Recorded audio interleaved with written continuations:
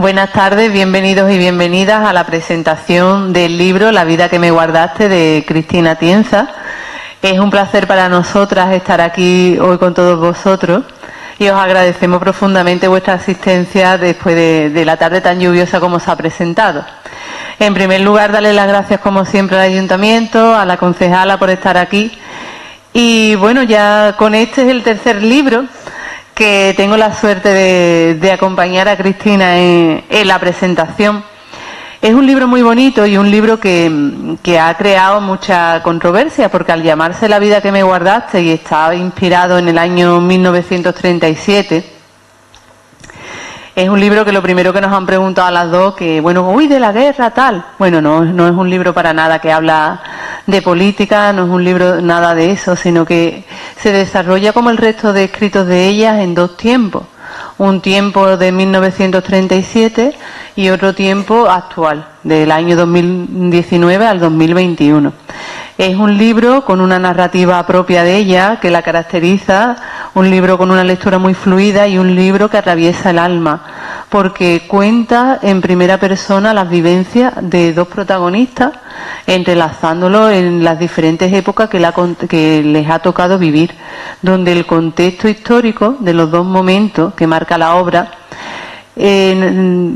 hacen que la vida de los protagonistas pues dé giro y nos cuenten cómo ese daño, cómo ese dolor o cómo esas emociones los atraviesan profundamente, y hace una comparativa entre ambos.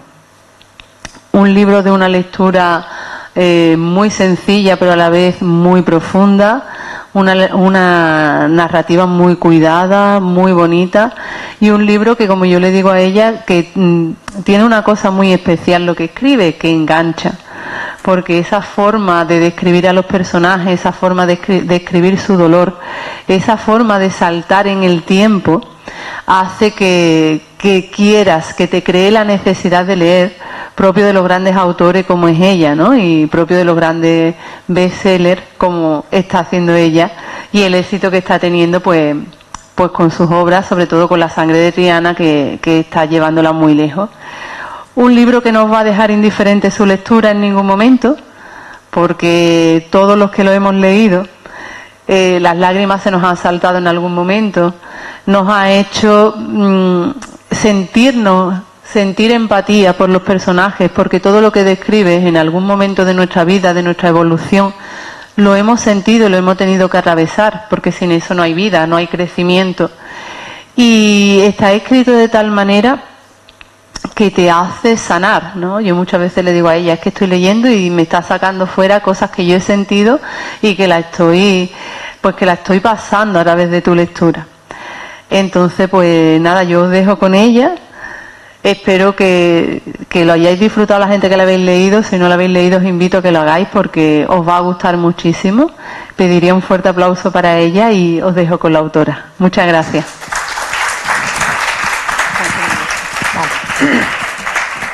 Bueno, pues buenas tardes. Gracias por haber venido, entre otras cosas porque tampoco acompaña mucho el tiempo.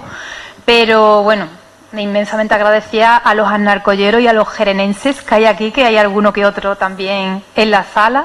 Y bueno, gracias como no a Manoli y a Pedro porque lo ponen bastante fácil, y a Marlo que ha venido expresamente a la presentación, pues también. Y por supuesto a todos los que estáis aquí acompañándonos esta tarde. Bueno, ella ya ha presentado la historia un poco. Y os voy a poner en contexto. También os he preparado una breve presentación, un vídeo que dura unos 7-8 minutos, para poneros en contexto y en situación sobre esta historia, que trata sobre la desbandada de Málaga.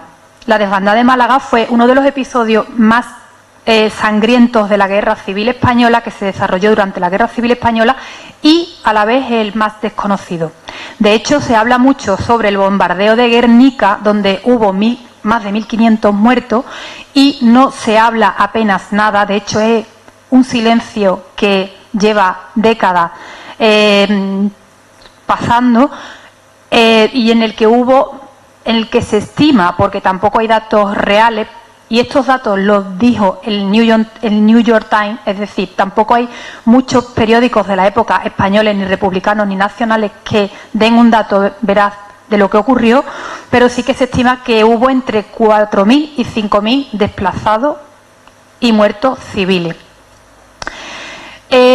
Os voy a contar un poquito, brevemente, cómo surgió la idea de escribir sobre la guerra civil, y no será la primera historia que escriba, escribiré más, y no porque haya que abrir heridas, ni porque haya que recordar, sino porque esto es memoria histórica y porque tenemos, sobre todo las generaciones venideras, que saber de dónde venimos para saber dónde estamos, porque lo más importante es conocer lo de atrás.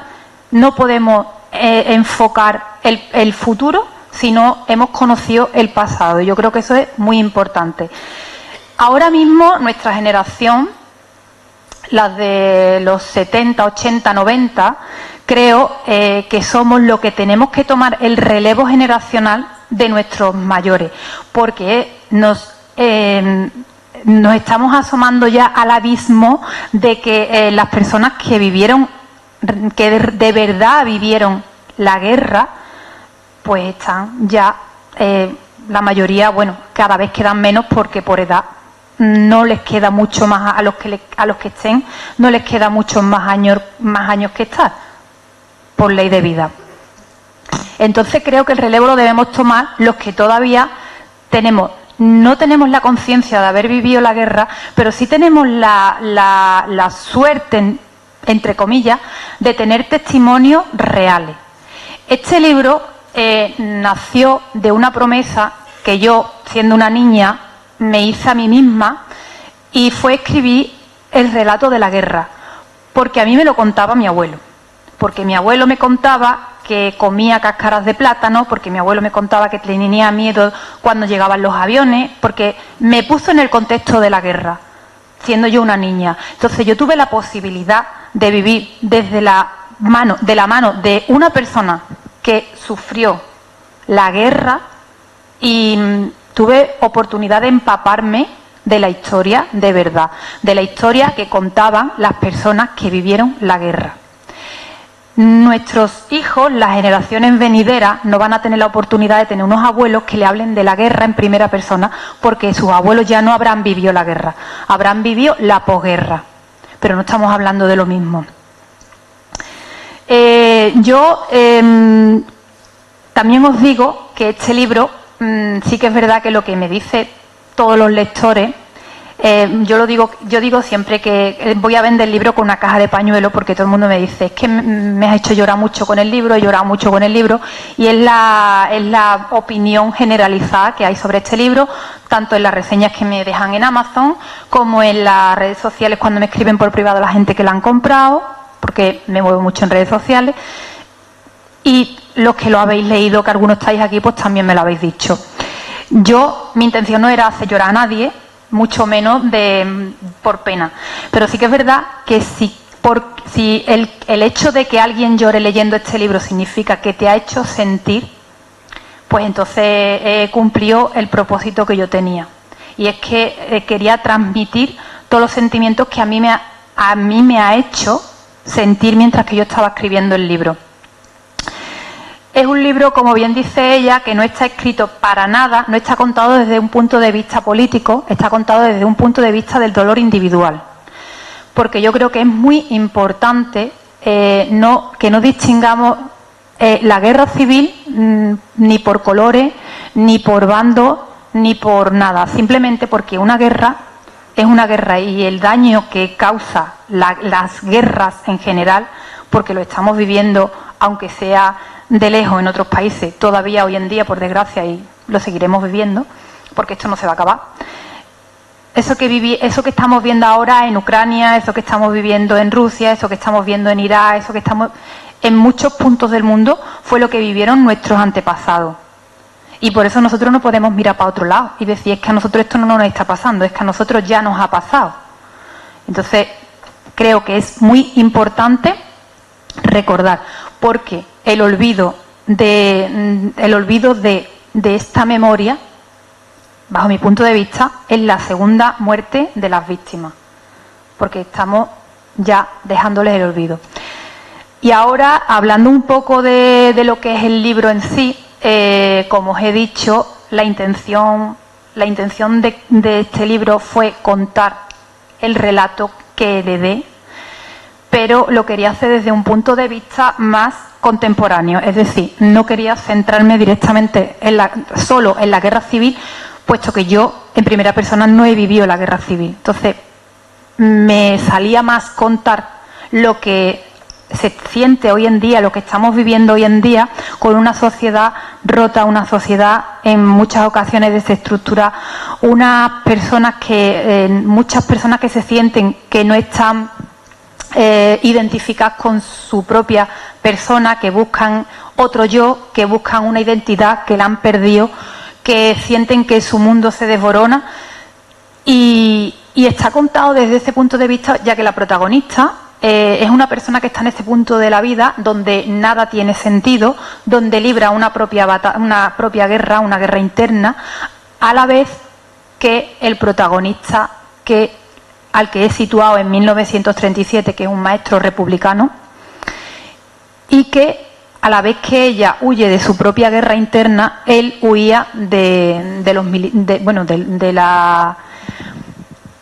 las tropas nacionales que entraron en Málaga. Y esto ya digo que no se trata de hablarlo ni de decirlo desde ningún punto de vista político, ni de colores, ni de ideología, pero sí que es verdad que fueron los nacionales los que entraron en Málaga, los que bombardearon la ciudad, los que se aliaron con el ejército de Marruecos, con el ejército de Mussolini, los que acorralaron a la población y los hicieron salir hacia una encrucijada, porque la carretera que los llevó desde Málaga a Almería era la muerte, porque los bombardeaban por tierra, mar y aire. Cuento también en este libro, que por cierto voy a Málaga, iba este mes que viene, pero me va a ser imposible, voy en abril, a Torre del Mar, porque cuento también en este libro de forma anecdótica y haciéndole un homenaje. Hubo un farero que apagó durante 48 horas la luz del faro al paso de los civiles por Torre del Mar. Este hecho o este acto heroico que a este hombre Anselmo Vilar le costó la vida, salvó otras muchas vidas, porque los barcos no pudieron bombardear a los civiles que iban por la carretera. Entonces, esa oscuridad que él creó fue la luz para mucha gente, que luego pudieron llegar a Almería gracias a que no lo pudieron tirar, porque de noche no los veían si no tenían el faro encendido, no podían llegar a los barcos. Y me parecía hacerle un homenaje, y bueno, lo cuento en una de las cartas, porque este libro está escrito de forma epistolar. La parte, digamos, que se narra en 1937, está escrita de forma epistolar en cartas que el propio protagonista cuenta en primera persona cómo se siente. Y estos relatos están basados en hechos reales que vais a ver ahora en el vídeo. Os voy a poner en contexto dos situaciones para que ahora cuando las veáis las sepáis identificar.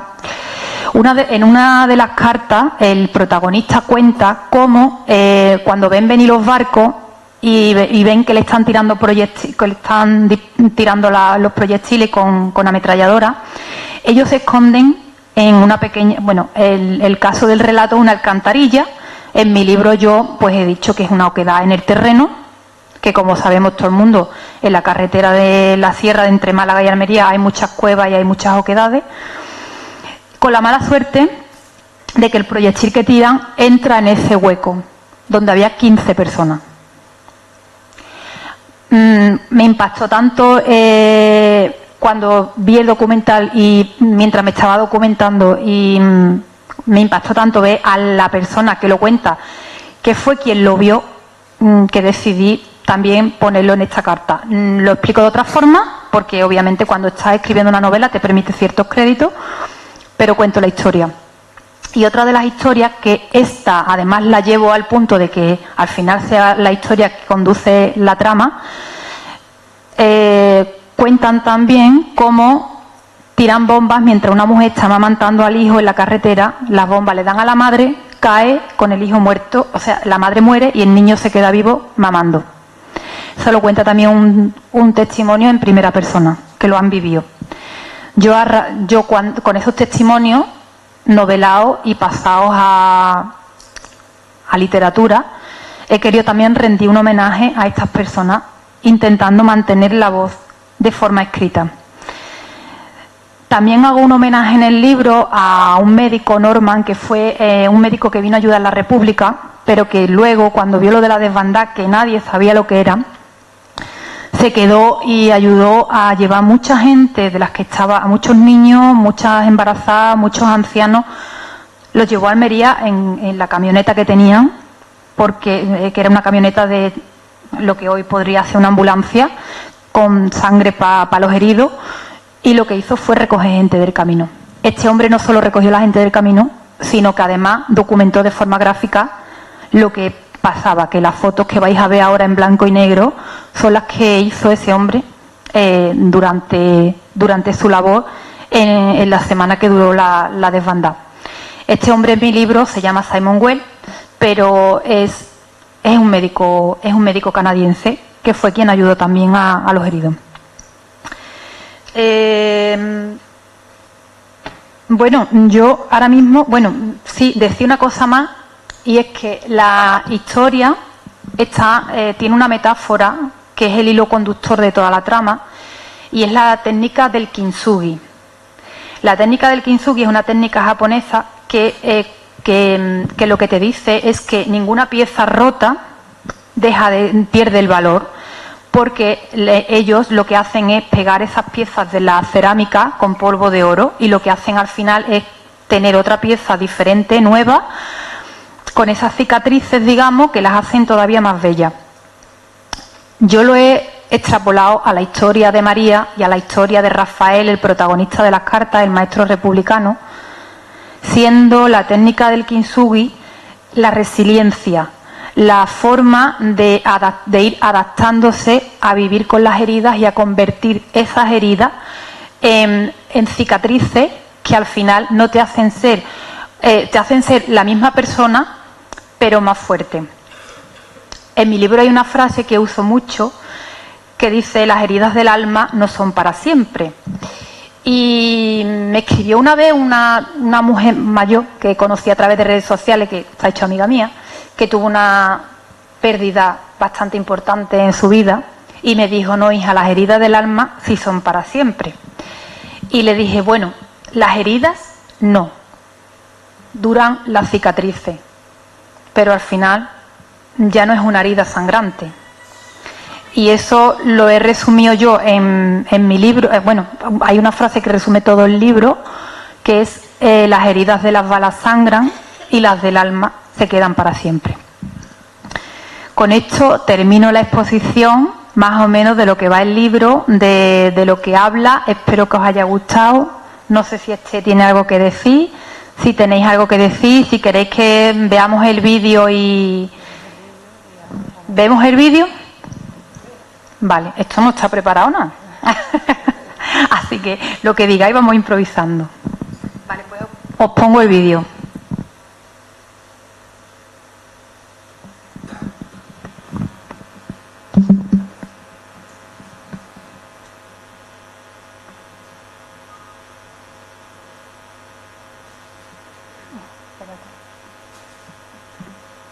Estas cosas del directo. No sé si lo hemos estado viendo antes. Y las bombas. A nadie le interesó contar lo que sucedió en la carretera de la muerte, la que unía Málaga y Almería, y por la que huyeron aterradas miles de personas después de la caída de Málaga. El miedo, el agotamiento, el hambre y las bombas acabaron con la vida de miles de personas, muchas más que en Guernica, que ha sido siempre el bombardeo del que más se ha hablado. Se detuvo el camión. Yo salí y me paré en medio de la carretera. ¿De dónde venían? ¿A dónde iban? ¿Qué estaba ocurriendo? Me miraban tímidamente. No tenían fuerzas para seguir, pero temían detenerse. Los refugiados huían hacia Almería. Fuimos de pueblo en pueblo, haciéndonos en las cunetas. Los bombardeos bombardeo de los barcos que no dejaban de bombardear las carreteras y los aviones.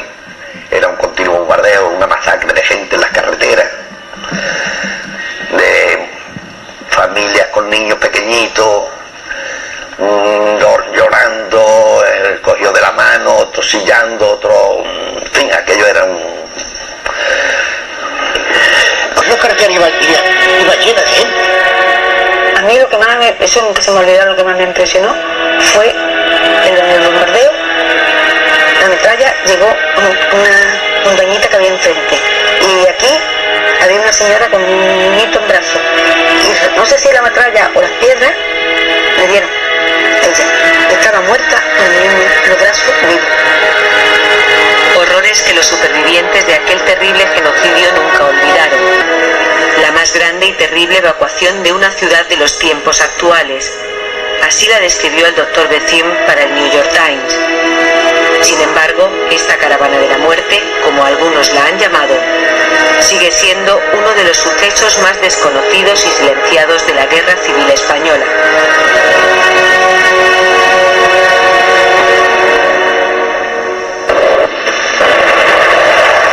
El 18 de julio de 1936 se produce el levantamiento militar contra la República.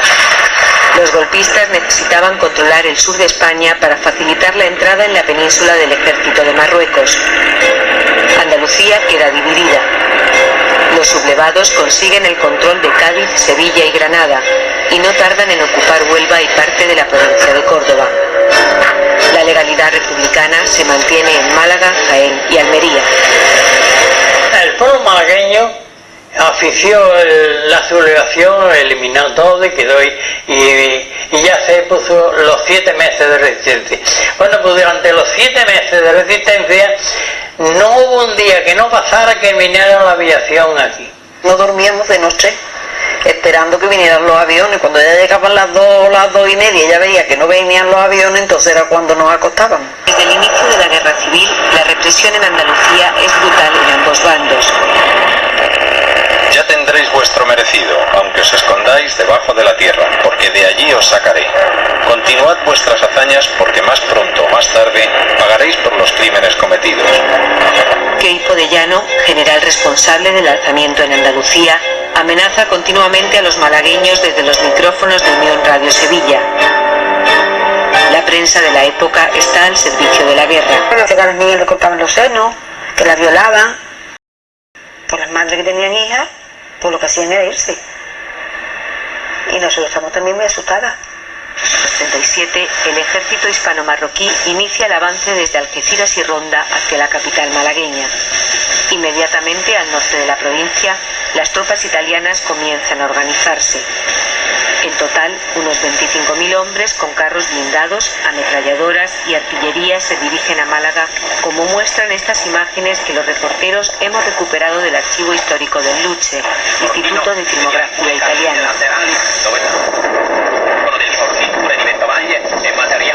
En Málaga la defensa estaba prácticamente desintegrada. Yo el itinerario, pero hasta el palo. Anta para protegerse del frío del mes de febrero. Y todas las miradas se dirigen a la carretera de Almería, la única salida que no ha sido tomada. Familias enteras, como la de Maruja, que entonces tenía 12 años, y su hermana Natalia, de 14, comienzan un penoso camino a pie. Por delante, más de 200 kilómetros hasta llegar a su destino. El día 8, al amanecer, las tropas rebeldes junto con las columnas italianas entran en las calles de Málaga. Así los sublevados conseguían uno de sus objetivos, el control de un puerto importante para la República y de todo el tráfico del estrecho. Estas imágenes, emitidas por primera vez en televisión, las grabó el propio ejército de Mussolini. Nos muestran una ciudad destrozada por los bombardeos. Con la ocupación de la capital no terminó la operación. Esa misma mañana, los miles de malagueños que huyen por la carretera descubren que se han dirigido a una trampa mortal. A lo largo de la costa hacia Almería, los barcos de los nacionales, apoyados por la aviación italiana y alemana, se lanzan a la caza de los fugitivos. Habría un hombre medio medio de pie, agachado, que abría. Y allí se metieron muchísimas personas. Y entonces dio la desgracia de que un proyectil de los que tiraban los barcos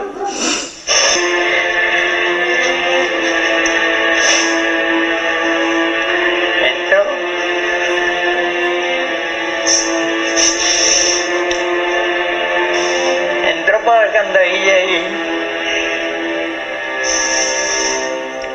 y allí lo que había era una masa de escombros y personas. Allí no había nadie.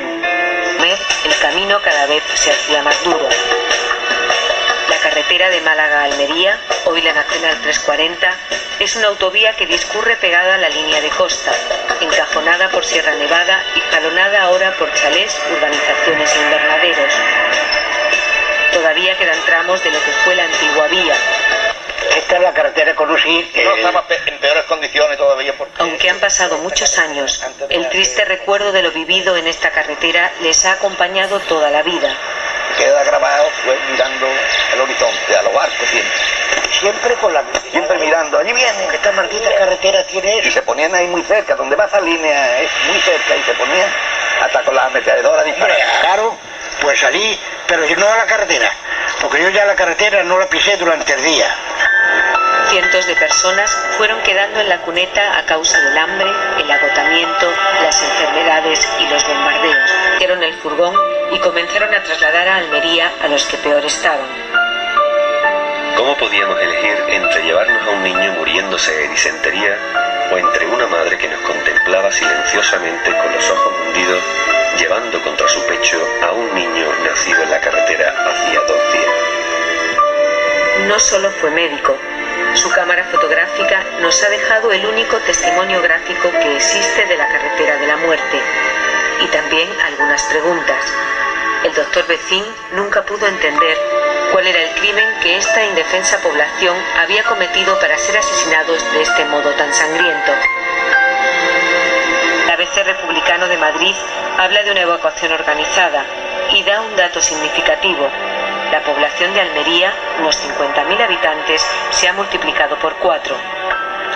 A ambos bandos parece que les interesa suavizar ante la opinión pública la gravedad de la tragedia. Periódicos extranjeros, sin embargo, como el New York Times, cifran en 150.000 las personas que huyeron hacia la costa almeriense. 2 meses y 20 días después del ataque a la población civil en Málaga, la aviación... Nuestros valientes legionarios irregulares murieron han demostrado los rojos cobardes este hecho lo que significa ser hombres de verdad. De la barbarie fascista. Y de paso también a sus mujeres. En la carretera Esto está totalmente justificado porque estas comunistas y anarquistas predican el amor libre. Ahora por lo menos sabrán lo que son hombres y no milicianos maricones. No se van a librar por mucho que berreen.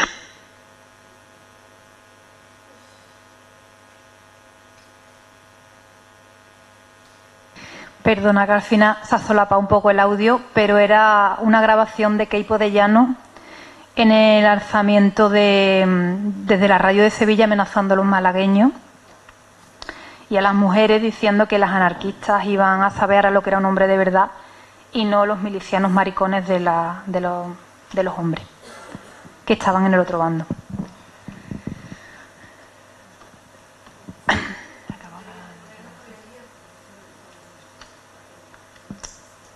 O le paso... ¿Queréis decir algo? ¿Queréis hablar, opinar, preguntar, participar? Después del vídeo.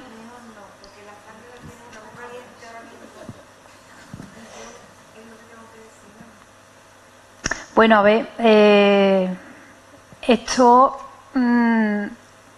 ha pasado. Es decir, no podemos decir que ni viene de un bando, ni viene de otro, ni de un color, ni de otro, ni está narrado incluso la historia desde ninguna perspectiva política. Simplemente cuenta la historia. Y la historia tenemos que seguir contándola. Porque es que yo, por ejemplo, tengo ya hijos de otras generaciones. A mí me la contaron, como he dicho antes, mis abuelos. Pero a mis hijos, si la cuento yo, pueden enterarse de una forma o de otra. Al final siempre vamos a tratar de transmitirle nuestra ideología, porque eso es así.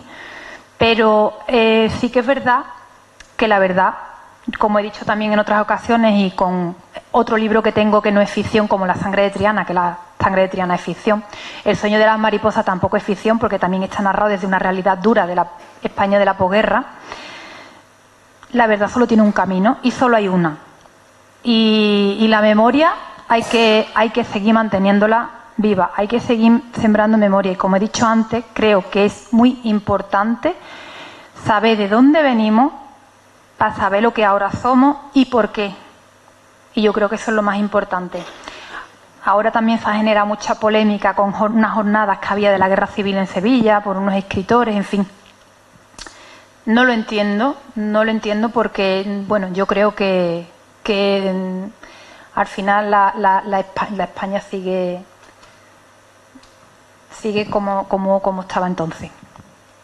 Así que tampoco tengo mucho más que decir. Si queréis preguntar algo sobre el libro, sobre la historia, sobre la trama, os digo que tanto este libro como La sangre de Triana me han costado mucho más escribirlo que, por ejemplo, los dos thrillers que son más, digamos, inventados por completo, porque la verdad es que documentarte sobre hechos históricos que además todavía escuecen y sangran, contarlo sin que se te note nada, es muy complicado. Entonces me ha costado más escribir este y el otro que los otros dos, que es La sangre de Triana y el siguiente que va a salir ahora en abril. Si queréis hacer alguna pregunta o algo, pues estamos aquí para contestar.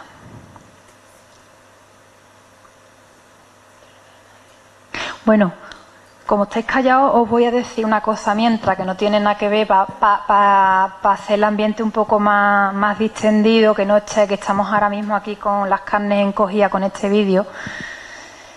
Os comento que Esther y yo estamos, hemos hecho aquí una cooperativa entre las dos, rara, nos ha salido sobre la marcha, y estamos...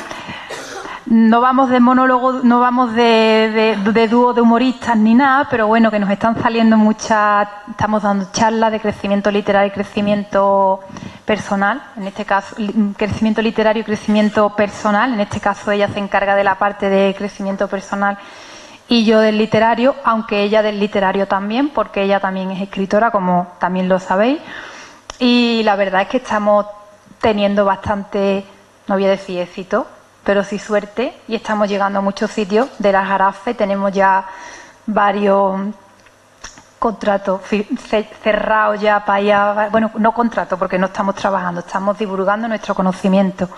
Pero por llamarlo de alguna manera, vamos a bibliotecas, vamos a asociaciones culturales, a librerías, teatro también nos han invitado y bueno, y vamos las dos pues dando charlas culturales que también es bueno y también hacen falta. Yo no, bueno, aparte de esto, ya que veo que vosotros nos animáis, que ahora voy a bajar para daros el micrófono, sí, hay una serie de preguntas que me gustaría hacerte. A ver, por ejemplo, porque, bueno, yo lo sé que te ha costado mucho escribir el libro. Me gustaría un poco que dijera cuánto tiempo te ha llevado, cómo lo has montado, con toda la información que tenía, cómo se te ha ocurrido la idea de estos dos personajes, por qué estos dos personajes. Me gustaría un poquito que, bueno, yo lo sé, pero que se lo contara a ellos, ¿no? Vale. Bueno, pues este libro, no sé si alguno de aquí, creo que alguno que está por aquí lo ha leído anteriormente. Este libro, el primer intento, fue en 2020. Y escribí una suerte de novela, que no llegaba a ser una novela, era un relato del que no he conservado casi nada, solamente las cartas, porque las cartas las quería conservar. Pero sí que es verdad que este libro lo intenté por primera vez escribir en 2020. Es un libro que me ha costado mucho escribir, no porque tenga muchas páginas, ni porque sea extenso, ni por nada, sino es por la carga emocional que tiene, que es demasiado fuerte. y no tenía la forma de enfocarlo de ninguna manera. O sea, me he puesto a escribir libros con más páginas y de corrido, y pues era como que esto no, esto sí, esto no. Me ha costado mucho. Los personajes, como todos los personajes de mis novelas, al tuntún, como van saliendo. Pero la historia sí está más masticada, y la historia sí quería que fuese lo que yo ya tenía en mi cabeza de lo que era la guerra, por la memoria viva que yo tenía de lo que me había contado mi abuelo. De hecho, aquí también hay una nieta y un abuelo, o sea, en cierto modo también hay un homenaje por esa parte. Y bueno, tiempo, pues la primera vez que la intenté escribir fue en 2020 y salió en 2025. No he visto nunca el momento, ni me gustaba. De hecho, esta versión, a punto de sacarla, le dije a mi editor, no me gusta. Lo que pasa es que ha hecho lo que le da la gana y la ha sacado. Pero hasta el último día le dije, espérate, y me dijo, no, aquí ya no espera ninguna. Esto sale porque tú le vas a le vas a poner pegas siempre. Así que no, pero sí, me ha costado mucho. Me gustaría también preguntarte que ellos supieran, porque ya llevas una trayectoria, ya llevas varias novelas, bueno, llevas 4, aunque la última sale en abril, que es la segunda parte de La sangre de Triana, que os la recomiendo. Os voy a contar un secretito, que sepáis que me he leído la otra antes que esta, que no me la tenía que haber leído, pero me la he leído sin querer, pero bueno. Entonces me gustaría un poco, porque La sangre de Triana, tanto la segunda parte son thriller, como has dicho antes, completamente inventados, pero sin embargo, tanto tu primera novela como esta, las dos son novelas históricas, porque las dos son reales. ¿Hay un poco de ti, hay esa necesidad en ti de escribir sobre eso? Porque por lo menos cada vez que te vemos, ¿no? Empezaste con necesidad de escribir El sueño de las mariposas, sale el thriller y ahora otra vez volvemos a eso. ¿Eso qué nos puede aportar como autora? ¿Por qué te sale eso? De hecho, los dos thrillers también son históricos, porque habla de la Inquisición, el Castillo de San Jorge, habla de muchas leyendas sevillanas y también tiene mucha parte de historia, lo que pasa es que es más brujil, que es lo que a mí me gusta. La historia la llevo dentro porque me gusta, es una pasión que no llegué a desarrollar. Tengo que decir que hay aquí un culpable en esta sala, que es un jerenense, el Leonardo, que fue mi profesor de historia en el instituto en bachillerato, y fue quien me hizo amar la historia, porque me hizo entender que para situarnos en el presente teníamos que saber el pasado, saber de dónde veníamos. Y recuerdo, lo tengo además un recuerdo muy vívido, cuando me contaba la historia de la Guerra Civil. Cuando dimos en bachillerato la Guerra Civil Española, era una película. Entonces lo tengo tan aquí, me lo grabé tan a fuego. Quise estudiar historia, fue una asignatura pendiente en mi vida, no la voy a ya estudiar, no tengo intención, porque ya yo me documento bien cada vez que quiero saber algo.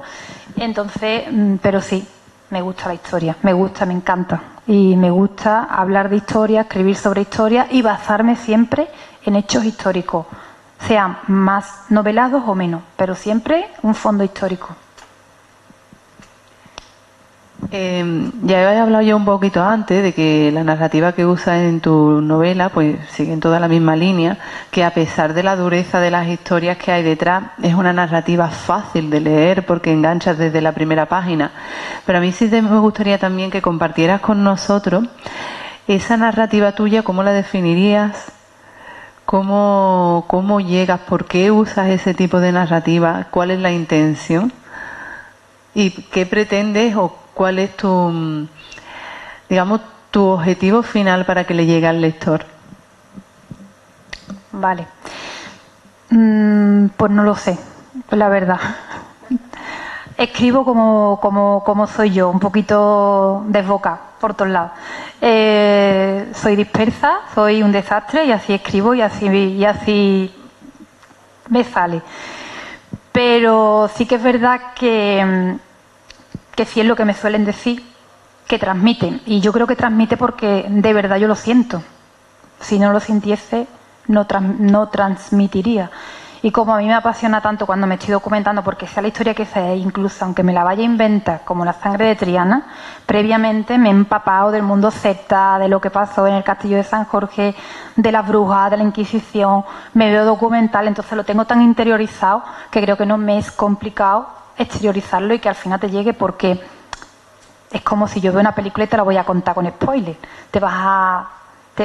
Te puedo dar con pelos y señales todo lo que pasa en la trama. Pues yo creo que es igual. Me sale así. Tampoco me he planteado nunca nada.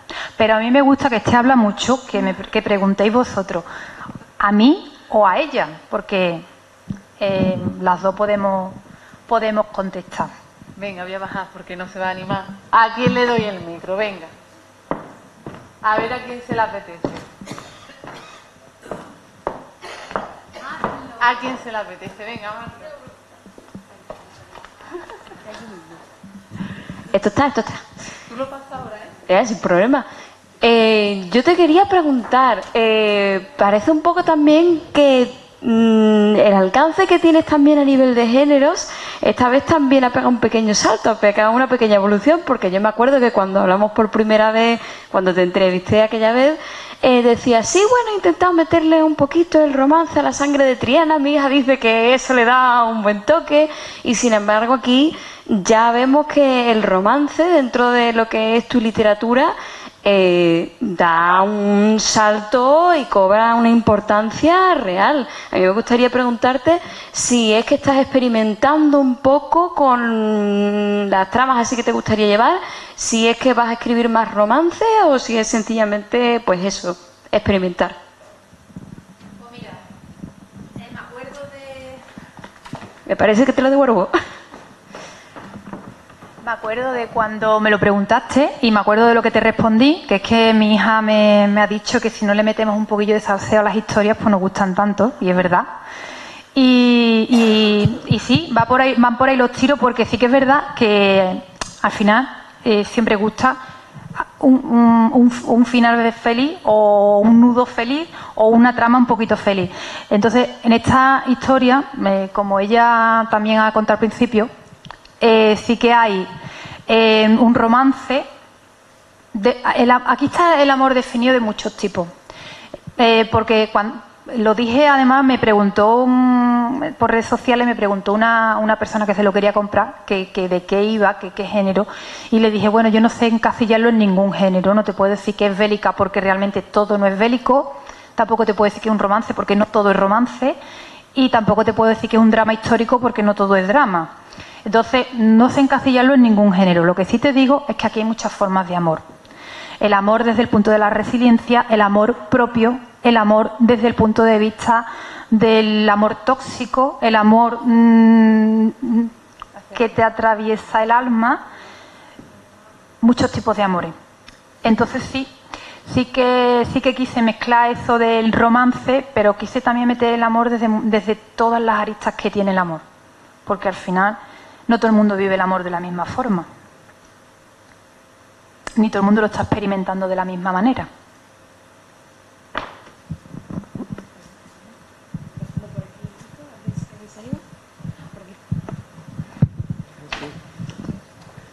Bueno, hola. Primero, mi gratitud. Dicen que lo más importante que sucede cada día en la vida de un maestro, de un educador o de una educadora son sus alumnos, ¿no? He aquí una muestra de eso valioso que yo he tenido. Por tanto, mi gratitud. Y mi gratitud también por escribir. Y por escribir de estos temas. Permíteme también una sugerencia.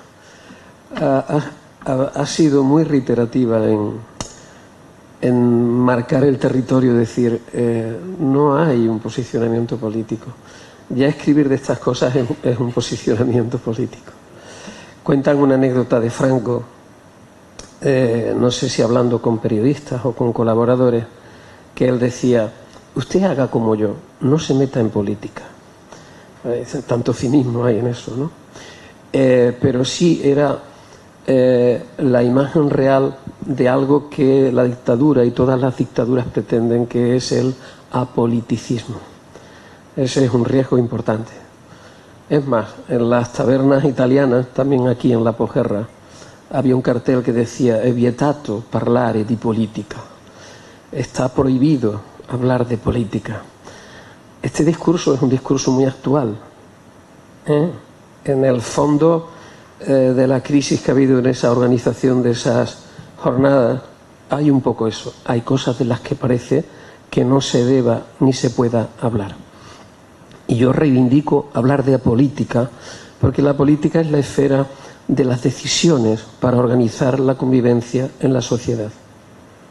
Todos aquellos, ese discurso que hay, no, eso es política, normalmente suelen decirlo desde la extrema derecha, y ya os he dicho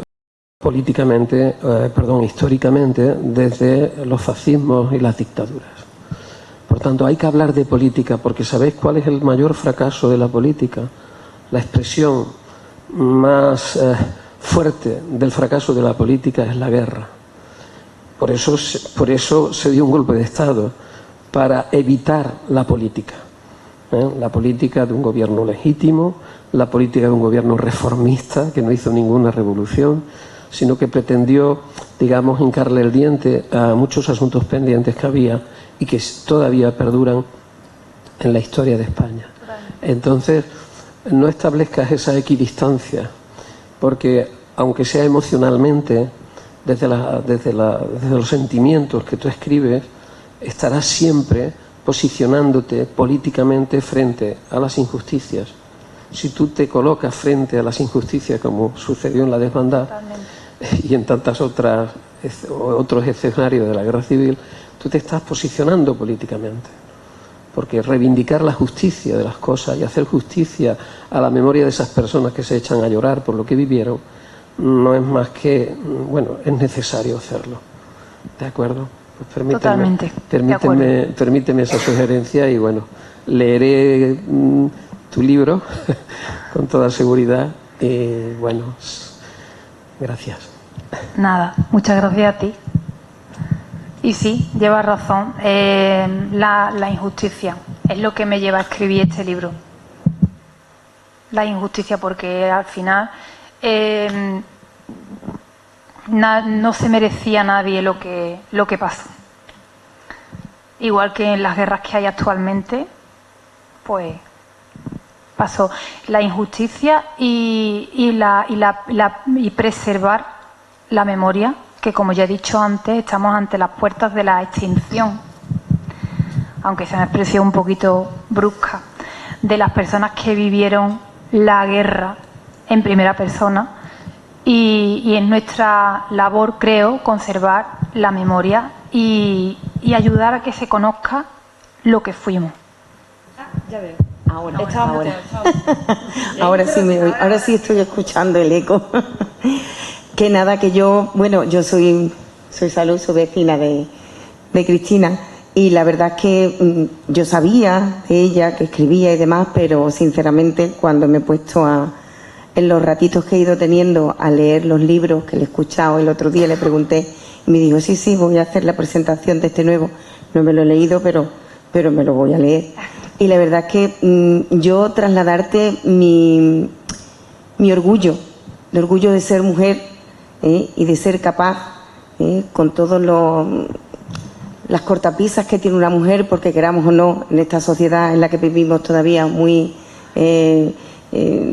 patriarcal, queramos o no, pues tenemos que seguir luchando contra los estereotipos y eres mujer y tienes que hacer esto, tienes que hacer lo otro, y el romper esas barreras, incluso, como me comentaste, dedicarte de lleno, tomar esa decisión, que, vamos, yo me pongo en tu pellejo y me lo hubiera pensado mucho más, sinceramente, porque encontrarte ahora ahí en un vacío laboral, entre comillas, porque no sabes lo que te espera, pero ser capaz de luchar por tu sueño, siendo mujer y acabando con los obstáculos que se te presentan, la verdad es que para mí, chapó, te doy la enhorabuena. Muchas gracias.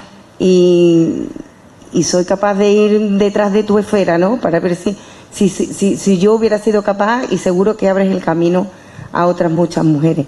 Y yo de verdad que cuando has estado hablando de política, yo, quizás no venga a cuento, pero en una serie que estoy viendo, no voy a decir cuál, pero decían también que el no elegir también es una elección.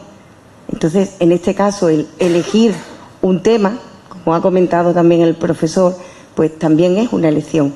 Sí. Y yo creo que en este mundo en el que estamos viviendo, de tantas redes, de tanta desinformación, de tantos bulos, de tanto el no querer mirar atrás, sino en el día de hoy, ya ni siquiera mirar para adelante, es fundamental el recordar las cosas que han pasado de distintas formas. En este caso, pues con una lectura que seguro que nos enriquece y va abriendo, pues, a aquellas personas que seamos capaces de leerla, pues de recordar eso y de intentar inculcárselo a nuestros hijos, a nuestros nietos. Esa era la gracia. Muchas gracias. O sea que, por mi parte, yo felicitarte y que sigas adelante. Muchas gracias. Y esa era la intención, sobre todo mantener la memoria viva, que no se pierda, que obviamente esto es un granito de arena en un desierto, no voy a decir ya ni en una montaña. Pero bueno, todos los que vayamos poniendo granito, al final yo creo que vamos aportando un poquito a la sociedad, porque yo creo que es importante que se siga recordando, porque la desinformación, y mira que me gustó la historia de España, y mira que, pero de algunos temas, por ejemplo, el Patronato de Protección a la Mujer, que es del que yo hablo en el otro libro, yo no conocía nada, pero como yo, ni mucha gente de mi generación. ¿Por qué se silencian los temas? ¿Por qué se calla la memoria? ¿Por qué no se sigue manteniendo viva? Porque no interesa, pero es que no se trata de intereses, se trata de que es nuestra semilla, es que es de donde venimos. No podemos callarlo. Y con respecto a lo que has dicho de saltar vacío, yo aquí quiero decir una cosa, que esto ya es una opinión personal y es un consejo que le daría a todo el mundo. A los que hay por aquí algunos jovencillos también, aunque menos, pero hay algunos jovencillos, y sí le diría que vida hay una.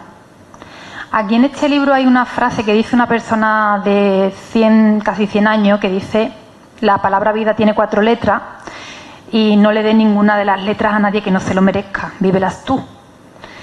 Y yo eso lo dice un personaje, pero porque lo pienso yo.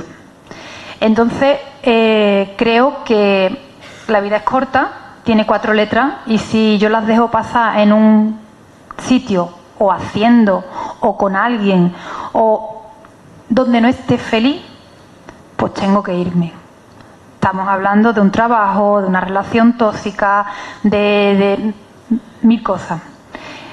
Y buscar lo que de verdad te llene y lo que de verdad te haga feliz y lo que de verdad te haga sentir, porque al final, cuando estás viviendo lo positivo y lo bonito de ese estado, te va llegando todo lo demás, porque tienes la capacidad de abrirte más a las nuevas experiencias y a lo que venga, porque estás de mejor humor, porque ves oportunidades donde antes no las veías, por mil cosas.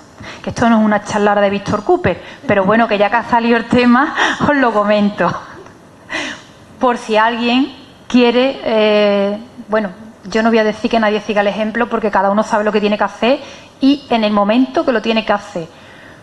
Pero que la vida es corta y que tenemos que aprovecharla y que nunca sabemos si va a haber un mañana, ¿eh? Eso sí que lo tenemos que tener muy claro. Bueno, ¿alguien más por aquí? Hola, Cristina. Hola. Bueno, yo sí lo he leído y lo único que te digo es que muchas gracias por darle voz a nuestros abuelos, a nuestros antepasados, a nuestra historia, y me he sentido muy identificada, me he acordado mucho de mis abuelos, de la historia que me contaban, y muchas gracias por darle voz a ellos, porque se lo merecen, se merecen que esa historia sea contada, que esa historia sea vivida, y muchas gracias, Cristina.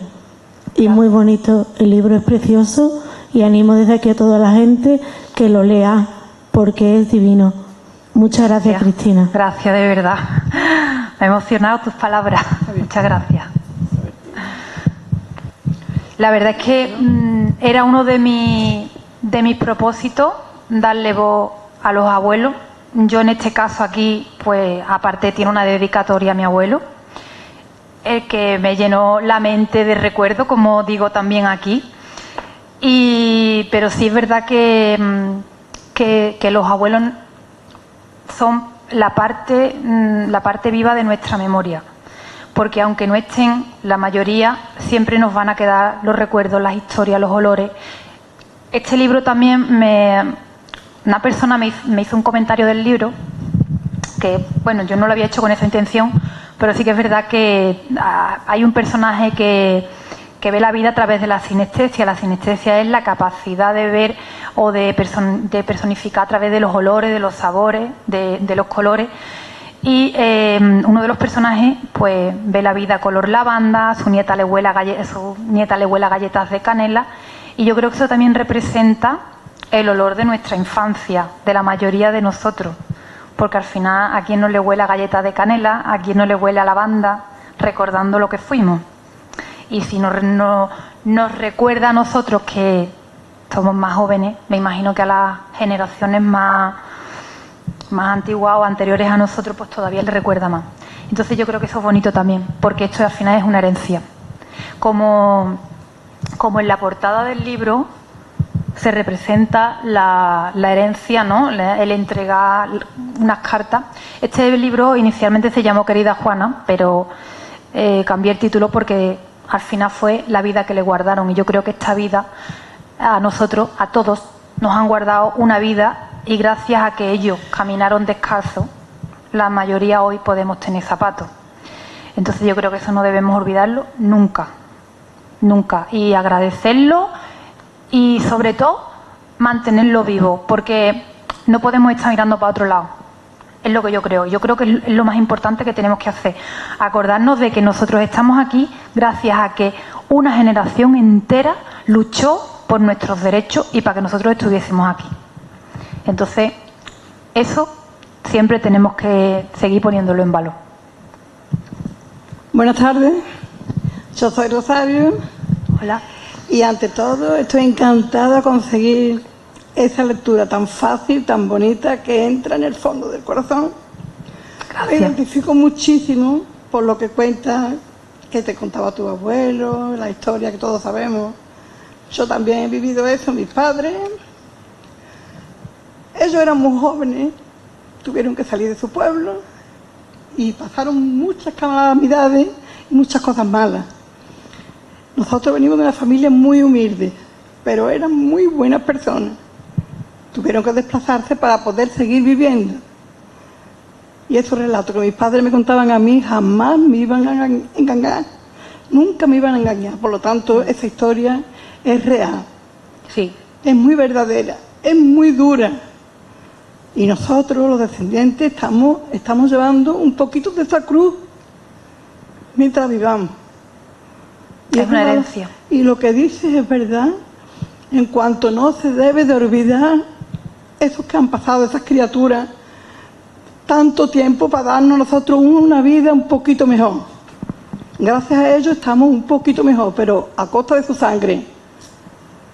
Que todavía hay muchos cuerpos por ahí que no están identificados. Es lo que quería decirte. Que me encanta tu lectura, que es muy fácil y que siempre me quedo con ganas de más. Muchas gracias.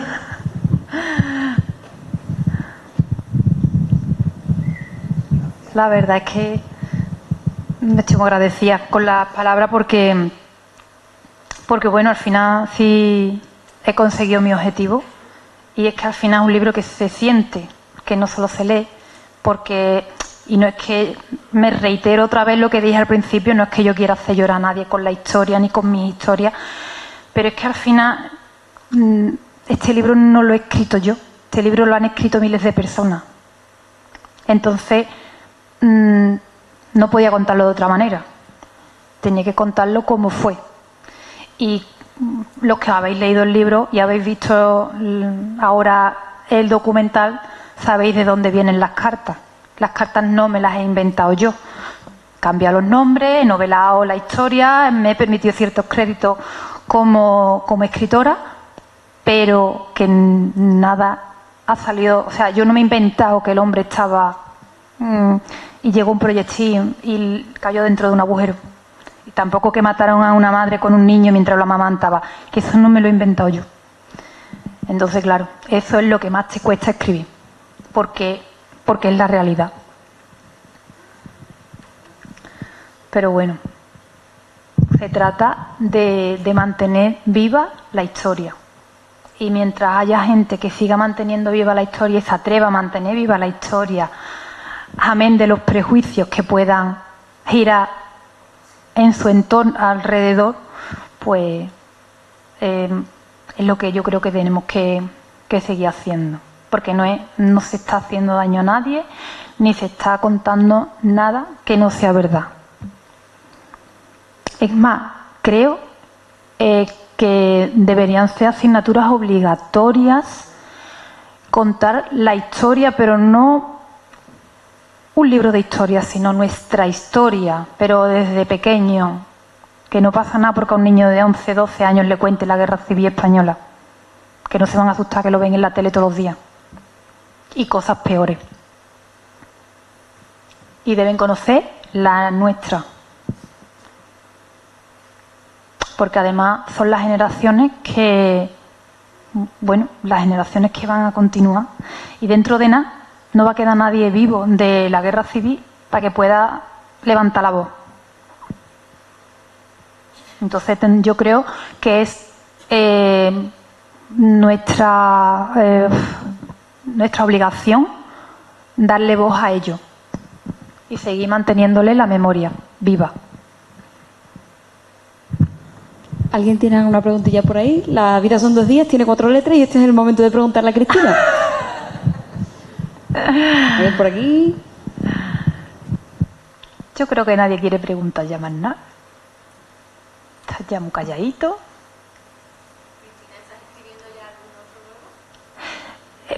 En abril sale la segunda parte de La sangre de Triana. Para los lectores que estáis esperando la segunda parte, ya aprovecho, me hago publicidad. Y ya he empezado con ideas en la cabeza, aunque no he empezado a escribirla, la tercera parte, porque tiene que salir el año que viene, porque es 1 por año. Pero tengo que ir a Irlanda, porque es que quiero empezar en Irlanda y yo, como no lo he visto, pues me voy a permitir el viaje para documentarme, porque el Google Earth no me vale. Está escribiendo más cosas, ¿eh? Bueno, eso, está escribiendo más cosas, que mañana tenemos un trabajito las dos que hacer. Pero sí está escribiendo muchas más cosas porque... Escribiendo un poemario porque también participamos en concursos de poesía. No te preocupes, si se me escucha bien.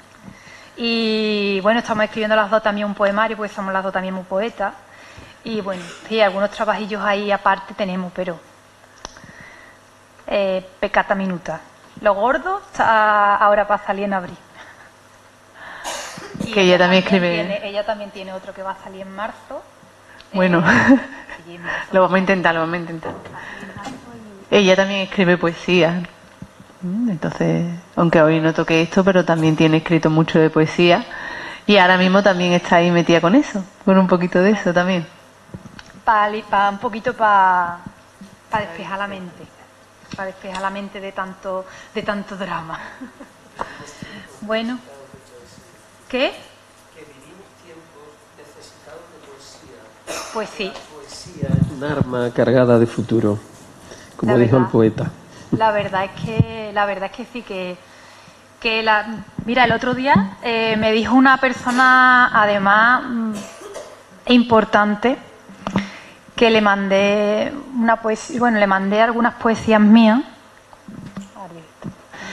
y me dijo que un hombre que no es ni español, es latinoamericano y ahora mismo estadounidense, y me dijo que le sorprendía que con mi edad hubiese escrito una poesía que le estaba recordando a leerla a Lope de Vega. Y yo me quedé como...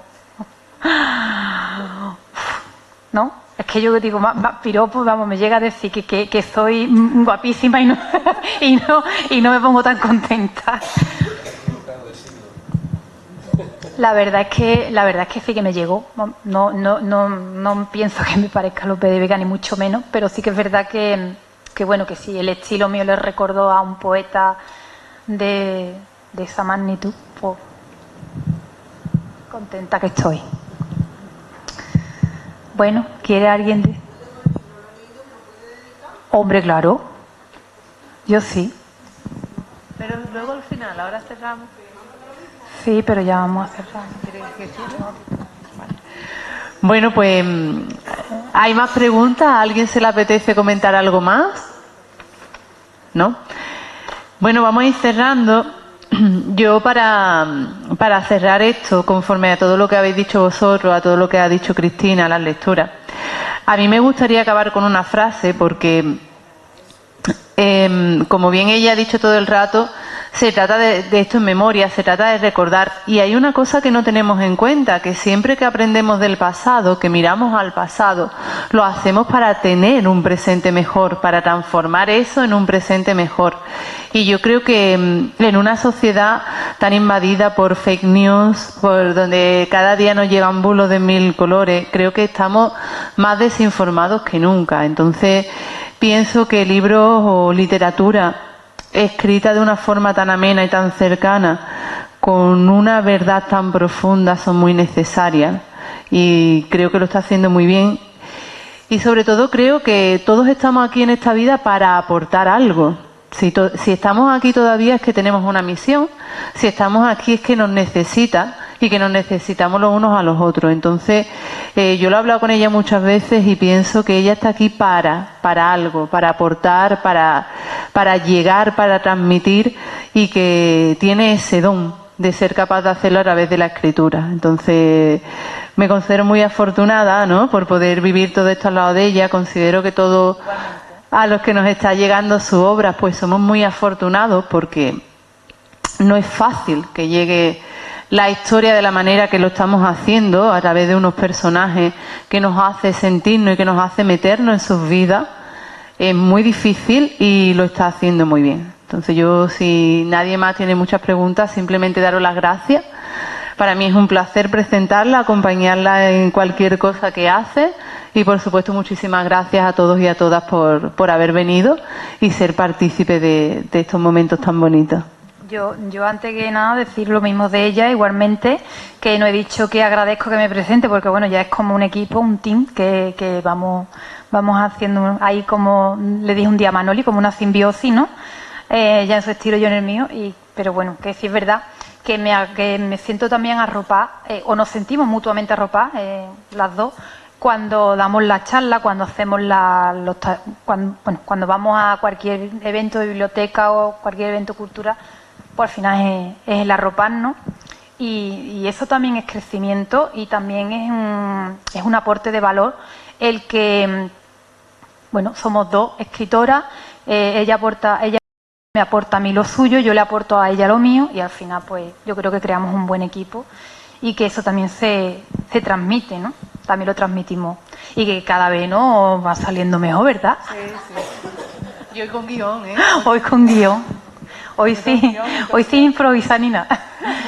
Bueno, pues nada, que muchas gracias por haber venido, muchas gracias por estar aquí, muchas gracias por acompañarme, por compartir esto, a los que estáis aquí, a los que sé que a lo mejor han querido estar y no han podido, y a los que os habéis leído el libro, a todos, muchas gracias, porque al final gracias a esto, es lo que decía Salud, puedo ser capaz de perseguir sueños, porque también yo lo hago y me siento capaz, porque tengo mucho apoyo y mucho respaldo de mucha gente, porque si no tampoco me hubiese sentido capaz nunca. Y la verdad es que eso es muy importante, yo siempre lo digo. Me dio la mano la primera vez cuando yo le mandé el libro de la sangre de Triana, el que ahora es mi editor, que trabajamos juntos, que ahora es un amigo. Y bueno, tiró de mí y fue la primera persona que me dijo, oye, sigue para adelante. Y a veces una chispita de una palabra, algo que te dé fuerza, es bastante importante. Y bueno, a raíz de ahí, cuando ya me he sentido capaz, pues cada vez siento más apoyo y cada vez me veo más capaz de perseguir lo que yo quería, los sueños que yo tenía. Así que muchas gracias.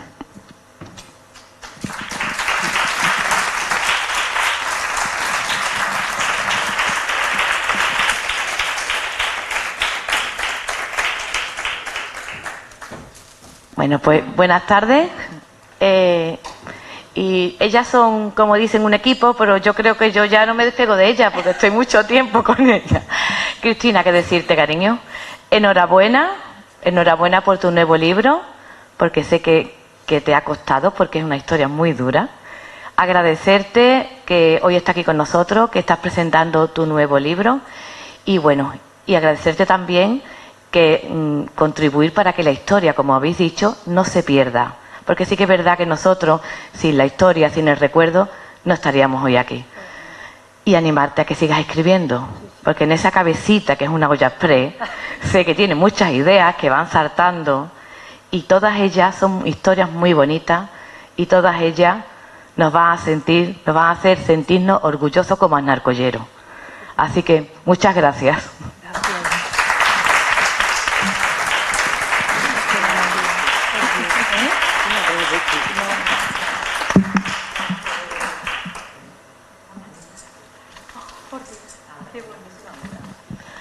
Bueno, pues está la mesita preparada. Todo aquel que quiera hacerse de un ejemplar, los invito a subir al escenario y la autora, la escritora, firmará ese ejemplar.